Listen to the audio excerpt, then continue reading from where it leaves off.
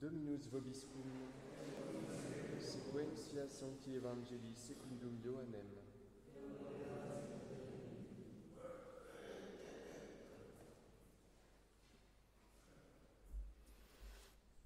En ce temps-là, Jésus dit à Simon-Pierre, « Simon, fils de Jean, m'aimes-tu plus que ceux-ci » Il lui répondit, « Oui, Seigneur, tu sais que je t'aime. » Jésus lui dit, « Conduis mes agneaux. » Jésus lui dit une deuxième fois, « Simon, fils de Jean, m'aimes-tu » Il lui répondit, « Oui, Seigneur, tu sais que je t'aime. » Jésus lui dit, « Conduis mes brebis. » Une troisième fois, Jésus lui dit, « Simon, fils de Jean, m'aimes-tu » Pierre fut peiné de ce que Jésus, par 3 fois, lui eut demandé s'il l'aimait, et il lui dit, « Seigneur, tu sais tout, tu sais bien que je t'aime. » Jésus lui dit, « Conduis mes brebis. En vérité, je te le dis, quand tu étais jeune, c'est toi-même qui te mettais ta ceinture et tu allais où tu voulais. Quand tu seras devenu vieux, tu étendras les bras, et c'est un autre qui te mettra ta ceinture et te conduira là où tu ne voudrais pas. » Il dit cela pour signifier par quelle mort Pierre allait glorifier Dieu.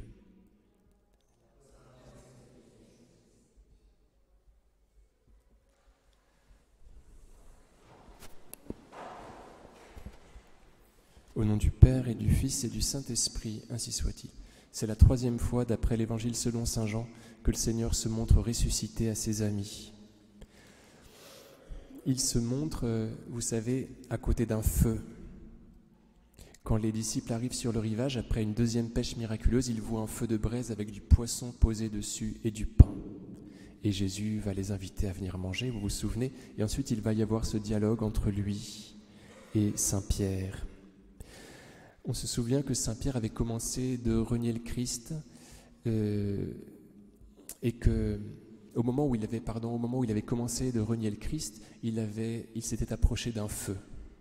Origène dit cela, celui qui est près du Christ est près du feu.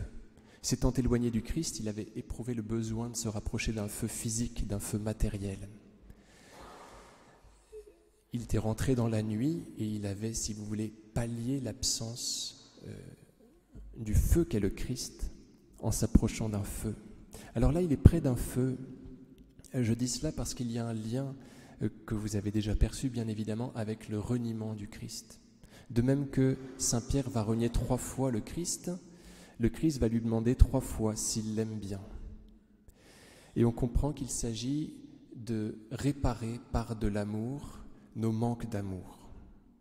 Saint-Pierre va écrire cela dans sa lettre, dans sa première lettre, que c'est la charité qui couvre la multitude des péchés. La charité couvre la multitude des péchés et il parle donc d'expérience. Il a renié le Christ lui demande de se rattraper, vous voyez. Et Saint-Pierre décrit, on ne sait pas trop quand, cet enseignement-là, la charité couvre la multitude des péchés. De même qu'il avait renié 3 fois le Christ, pour réparer ce reniement, il doit 3 fois dire au Christ qu'il l'aime bien. C'est le principe de la réparation. Souvenons-nous que nos péchés absous doivent encore être réparés, expiés, et ils sont réparés toujours par notre amour. La réparation du cœur de Jésus, par la proximité d'avec le cœur de Jésus, parce que ce qui offense le cœur de Jésus, c'est le fait qu'on s'éloigne de lui, c'est ça qui lui fait mal. Le Christ souffre surtout de notre indifférence. Alors comment est-ce qu'on répare ? En étant tout près. Vous voyez ? Donc, Saint-Pierre avait renié le Christ, il l'avait lâché, il faut qu'il lui dise 3 fois son amour, c'est comme ça. Alors, si on meurt sans avoir réparé tout, à ce moment-là, c'est Jésus qui répare pour nous. Voilà. C'est pour ça qu'il faut faire dire des messes pour les défunts.